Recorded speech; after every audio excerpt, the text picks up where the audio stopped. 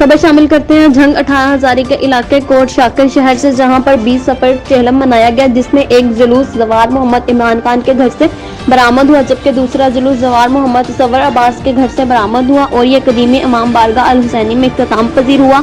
इमाम बारगाह अल हुसैनी में पहले जाकिर अहले बैत सैयद असद अब्बास शाह ने पढ़ी, उसके बाद जाकिर सैयद फैसल शाह ने और आखिर में जिन दो जाकिरों ने हज़रत इमाम हुसैन अलैहिस्सलाम की शहादत पढ़ी। पहले जाकिर का नाम सैयद फरहद हुसैन सयाल है, दूसरे जाकिर का नाम मखदूम मंजर अब्बास अकबर और दोसा क्रेशिया ने शहादत हज़रत इमाम अलैहिस्सलाम पढ़ी। ये मजलिस बड़े अदब और एहतराम के साथ मनाई गई। बात करें सिक्योरिटी की तो थाना कोट शाकर ने सख्त सिक्योरिटी के इंतजामात किए हुए थे। सिक्योरिटी का चार्ज खुद SHO अरबाब समेजा ने संभाला हुआ था। लंगरे हुसैनी का वसी इंतजाम किया गया था और जगह जगह पानी की सबीलें लगाई गई थी। रिपोर्ट कर रहे हैं फयाज हुसैन साकी।